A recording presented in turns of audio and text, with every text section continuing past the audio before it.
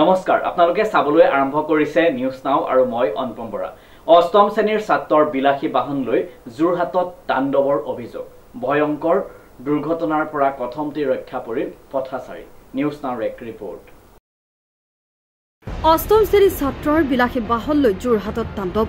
ভয়ংকৰ দুৰ্ঘটনাৰ পৰা কথমটি ৰক্ষা পৰিল পথচাৰী।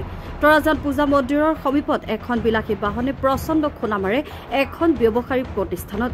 একাংশ পিতৃ মাতৃ নিজৰ কিশোৰ সন্তানক গতাই দিছে বিলাসী বাহন আৰু মটৰ চাইকেল, যাৰ ফলতেই হৈছে এনে ভয়ংকৰ পথ দুৰ্ঘটনা। A03AB280 পঞ্জীয়ন নম্বৰৰ বাহনখন চালক হিচাপে আছিল অষ্টমমান শ্ৰেণীৰ এজন ছাত্ৰ। দ্ৰুত গতিত আহি আছিল বাহনখন আৰু কিশোৰ চালকজনে গতি হেৰুৱাই খুন্দা মাৰে। কোনো লোক আহত হোৱা নাই যদিও সচেতন ৰাইজে প্ৰতিক্ৰিয়া জনাইছে।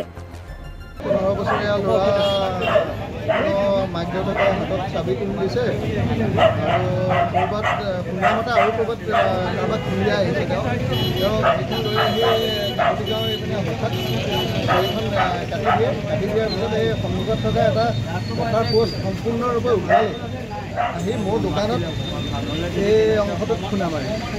খুন্দা মৰাৰ পিছত ল'ৰাজনৰ ভাগ্য ভাল একো নহ'ল আৰু মোৰ দোকানত থকা যিজন ল'ৰা আছিল তেখেতৰো ভগৱানৰ কৃপাত একো নহ'ল, যদিও মোৰ দোকানৰ কিছু ক্ষয় ক্ষতি হৈছে।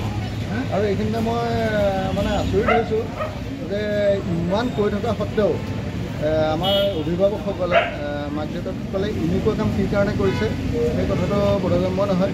আৰু ইয়াৰ লগতে অনুৰোধ কৰিছোঁ, মানে হাতযোৰ কৰিছোঁ যে পিতৃ মাতৃসকলক আপোনালোকে অন্ততঃ ল'ৰা ছোৱালীৰ এই কথাকাণ্ডবোৰ অলপ চকু দিয়ক। মূল কথাটো সেইটো। আৰু প্ৰশাসন নামৰ এটা যন্ত্ৰ আছে, তেওঁলোকে বিভিন্ন ঠাইত চেকিং বহায়। আমাৰ এইখিনিতে চেকিং খুব হৈয়ে থাকে, প্ৰায়ে হয়, কিন্তু এনেকুৱা সুৰুঙাবোৰ কেনেকৈ বাচি আহে সেইটো এটা চিন্তনীয়। ভয়ংকৰ দুৰ্ঘটনা। মানে এই স্থানত কোনোবা মানুহ থকা হ'লে এনেই থাকেই, আজি কিবা মানে ভগৱানৰ কিবা মানুহ সেই সময়ত নাছিলে, হানি নথকাৰ কাৰণে মানৱ সম্পদৰ হানি নোহোৱাকৈ এইখিনি। যোৰহাটৰ পৰা শ্ৰীমন্ত মাধৱ বৰুৱাৰ ৰিপৰ্ট, নিউজ নাও।